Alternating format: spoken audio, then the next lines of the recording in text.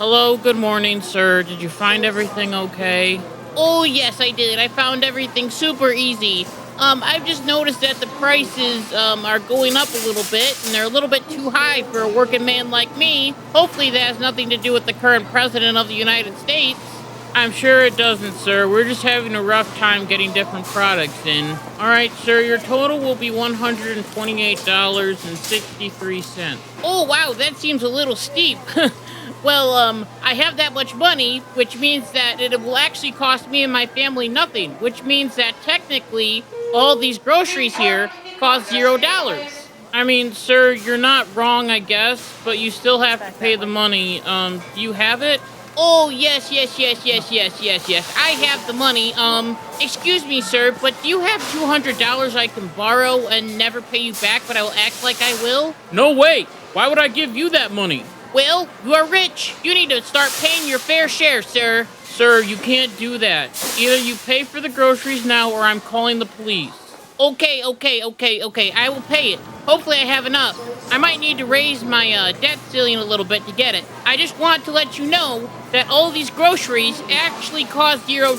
So technically, I don't even need to pay you right now. But, sir, right now they have a cost. But I'm telling you right now that in the future, these will not cost anything, okay? Okay, sir, whatever.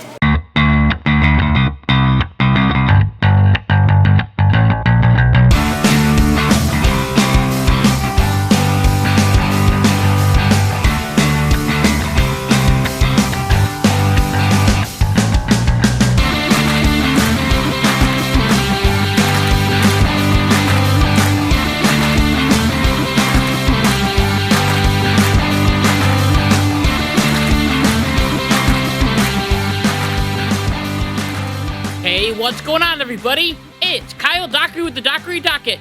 We are here with our very 78th episode of the Dockery Docket. I'm excited to be here, and I hope that you are excited to be here as well. And if you are excited to be here as well, make sure to go down below and hit the like button and also the subscribe button, all the things that good listeners do. So, there's a simple lesson that I believe everyone should learn and understand because it is important when we talk about the economy and the massive bills that the Democrats are trying to smash through Congress right now. Nothing is free. Absolutely nothing. Everything has a cost when it comes to goods, services, and these giant spending bills. There is an amazing article or short story called I Pencil that explains all of this. Creating an old-fashioned pencils, like the wood ones. I mean, the plastic ones have a cost too, but right now we're talking about the old-fashioned wood ones. Anyway, they have a cost, as you have to pay a person to get the wood, and another person to craft that wood into a pencil shape. And you have to pay someone to get the lead or graphite to put into the pencil. You have to then pay for the paint and then the metal and the eraser at the bottom. Everything has a price. And if you want to give away a pencil for free, then it will come at the cost of the person that bought them or the company. This is the same for the government as well. Anything that has a price tag in the Senate will have to be paid for in some way or another. Or it will then be added to our national debt, which is already huge. The problem with Congress and these different bills that they pass is that the bills are not very logical. You would think that if the Senate wanted to pass a bill that would provide funding for more solar panels, for example, they would write a very simple bill with only a few pages, and then there would be a simple vote. Instead, in Congress, we have these big old giant packages that cost a lot of money and has a lot of crap thrown into it. This happens under Democrats and Republicans. If we go back in time and look at Trump's tax cuts bill, that's hard to say, it cost a grand total of $1.9 trillion and had 600 pages in it, which is absolutely crazy. Then you have the problem of people just throwing random legislation onto these different bills and then they pass. Like if once again we look back at the Trump tax bill, that bill got rid of Obamacare's individual mandate, which was a good thing for Republicans, but made Democrats extremely angry. So Trump had his massive bills, and now it is time for Joe Biden to pass his large bill that will try and change the foundation of America by spending a lot of money on things that are, well, strange to say the least. So right now there are actually two bills that the Democrats want to pass really, really bad. And the first order of business is an infrastructure bill, a bill that was going to cost a lot more money, like $2.5 trillion, but then through negotiations with both both Democrats and Republicans, they agreed to make it $1.5 trillion. And usually, when Democrats and Republicans agree on a bipartisan bill, it is absolutely huge for the Senate and the House because, as you know, our country is extremely divided. So if both parties agree on the needs of a bill, then it should pass right away. However, there is another problem, and this is the second bill, as there is another bill that is making its way down the pipeline. And this one is a human infrastructure bill that will cost $3.5 trillion, which, yes, is a lot of money. And you might be thinking, Kyle, what in the world is human infrastructure? Well, let me explain. For the past few years, the Democrats have been claiming that everything is infrastructure. A Green New Deal is infrastructure. Healthcare is infrastructure. Paid leave is infrastructure. Childcare is infrastructure. Everything is infrastructure. It is annoying because we can have an honest debate about these individual items, but they aren't infrastructure like how roads and bridges are. Basically, this bill will change the fabric of America, making so many more people dependent on the government. And it also has some crazy stuff in it, like $3 billion for tree samplings with priority for tree equity, $5 billion for environmental and climate justice block grant, $50 million to grow and diversify the doula workforce, $25 million for anti-discrimination and bias training, $90 billion in total for nonprofits and community groups. There is also a fine in the bill for companies that don't have all their employees vaccinated. And there is a mile tax, meaning that you are getting taxed for how much you drive. And last but not least, there was legislation that would let the IRS look into your bank account if you had $600 or more. This is some crazy and also scary stuff. Imagine the banks just looking in on your own money. If we take a deeper dive into this $3.5 trillion government takeover bill, according to some experts, the cost is actually $5.5 trillion when the benefits are fully funded over 10 years. It isn't just a one-time payment. And according to the Manhattan Institute's Brian Riedler, Democrats' real aim is to spend $8 trillion over the decade. That is a ton of money. However, according to some other economic experts, like Joe Biden and Jen Psaki and others, the bill will actually cost $0, as the bill will raise the taxes on individuals making $400,000 or $450,000 for couples by 3.6%, which just so happens to be Joe Biden's income. I wonder how that happened. The bill would also lift the corporate tax rate from 21% to 26.5%. This means that the bill will be 100% paid for, which means that the $3.5 trillion government takeover bill will actually cost absolutely nothing. Now, I don't really have the brain power to explain all of this, so here's Joe Biden saying this idiotic nonsense. Price tags. It is zero price tag on the debt. We're going to pay for everything we spend.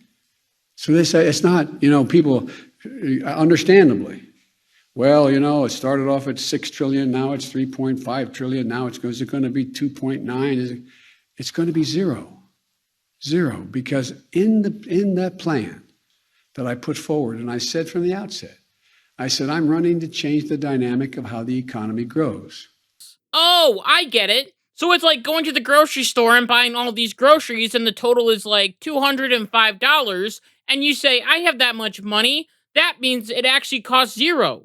That's not how any of this works. It would make more sense for Joe Biden to say, yes, the price tag is $3.5 trillion, but we have a way to pay for it. Will the way to pay for it work? Probably not, but that would make more logical sense than saying that the bill will actually cost $0. And there's a high likelihood that this bill will not get 100% paid for by these big old tax hikes, as I don't believe that there has been any bill in American history that has been fully paid for by either party. You can fact check me on that because I actually really want to know. Maybe if they weren't so large, we could pay for them, but taxing the rich more will not pay for this bill. Along with raising taxes on corporations can actually hurt the economy very badly. I mean, it is basic economics. In a book titled Economics in One Lesson, Henry Hazlitt explains that taxes discourage production, and increasing those taxes would actually make things worse. As he wrote, when a corporation loses 100 cents of every dollar it loses, and is permitted to keep only 52 cents of every dollar it gains, and when it cannot adequately offset its years of losses against the years of gains,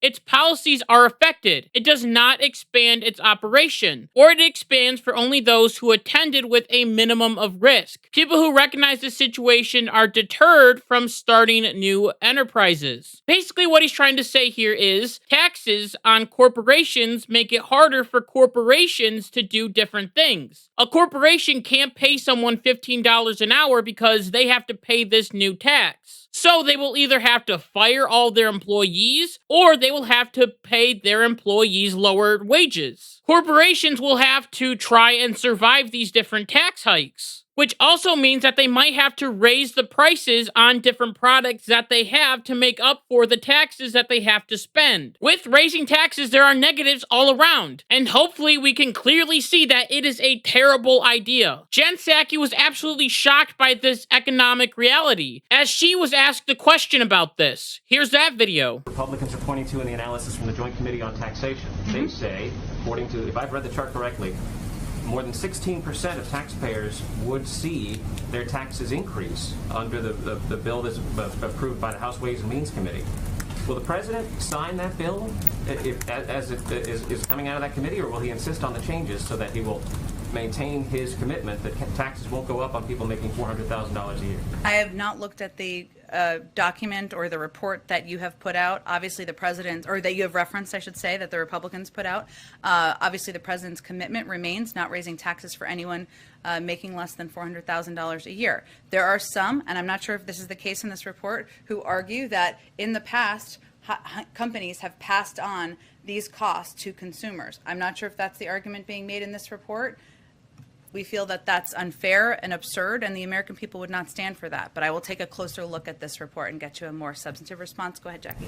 She said that it was unfair and absurd. You know what I think is unfair and absurd? Raising taxes on corporations and cutting them at the kneecaps when they are already trying to survive a pandemic. As we can see, Joe Biden has not helped one bit. And now he wants to do more to destroy more businesses. Once again, we can see this in our own lives. Go down the street, go down a busy road, go to a different restaurant, and you will see help wanted signs everywhere. This will only increase as wages will get lower and prices will go higher, and the company might have to fire workers because of all of this crap. All of this is not good economics. And it is more importantly a bad bill that shouldn't be passed. And luckily, Republicans can see all through this crap, and more than likely, they will vote no. But there is more drama that is happening with these two different bills, as the plan to pass these bills was to pass the bipartisan infrastructure bill first, and then focus on the $3.5 trillion government takeover bill. However, Bernie Sanders and the progressives have another idea, as all of a sudden, out of nowhere, Bernie Sanders jumped out of the woods and was like,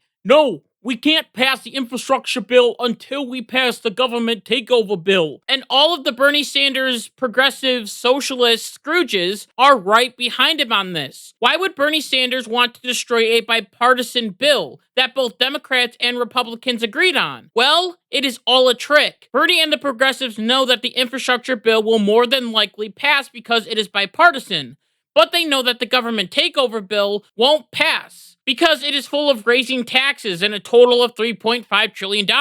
We also know that Joe Manchin and Christian Sinema, the two sane Democratic saviors of the Senate, will vote no along with all the Republicans, meaning that the bill will not pass at all. The trick here is to break the bipartisan bill and blame the Republicans, and then vote for the $3.5 trillion bill, and then when it fails, blame Republicans as well and claim that they don't care about the American people or infrastructure. It is a weird proposition, as this will literally only hurt Joe Biden and the Democrats. So I say, go ahead and do it. Block the bill, and let's see what happens. The Democrats can go on TV and blame the Republicans all they want. But right now, it is the progressives that are trying to block this bill. And once again, this hurts Joe Biden's agenda. I don't understand it. But I mean, I do see it as an absolute win. And we can see that this is a direct definition of cutting off your nose to spite your face. I mean, AOC did this a few weeks ago as well, as there was a bill that would have given Israel more money to defend itself with the Iron Dome, and AOC was going to vote no, but then voted present. And then, no joke,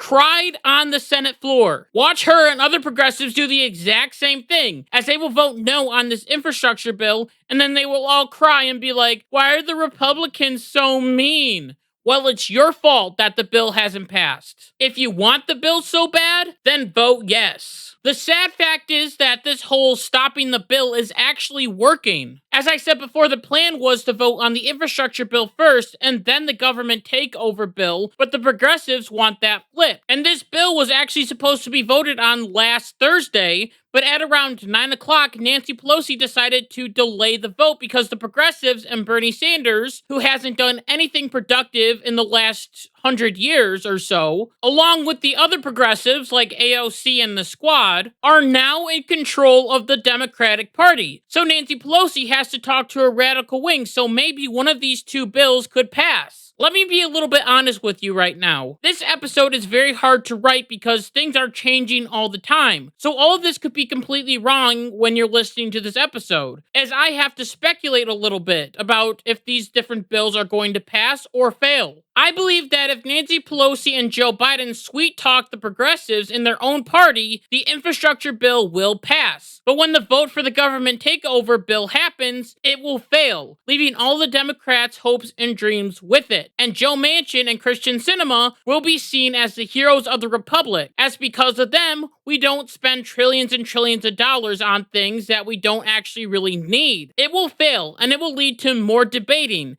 And it will lead to Joe Biden desperately trying to pass these different bills because he is a one-term president that has to do something to push his legacy besides mass inflation, raising the debt, leaving hundreds of people behind in Afghanistan, and being completely weak on all fronts. We can already see Joe Biden trying to do this as he went to Michigan recently to have a Build Back Better plan rally or whatever with only 2 people. And there were Trump supporters everywhere chanting, "Let's go Brandon." Only some of you will get that reference, and if you do, hit the like button down below. If not, then I'll explain later, maybe in a Dockery Shorts video or something like that. But anyway, we can learn from this that Joe Biden is desperately trying to pass this $3.5 trillion spending bill. And as of right now, it doesn't look like it is going to be very successful. People are following Christian Sinema into the bathroom trying to get her to vote yes on this bill. People are standing outside the Capitol. People are threatening to vote out Joe Manchin even though he's in a very red state. So even if these 2 bills pass or fail, we can still see that there are going to be debates about it for a long time to come. And it won't cost $0. Remember that. In the end, I'm nervous about all these big old spending bills and other bills that we are trying to pass.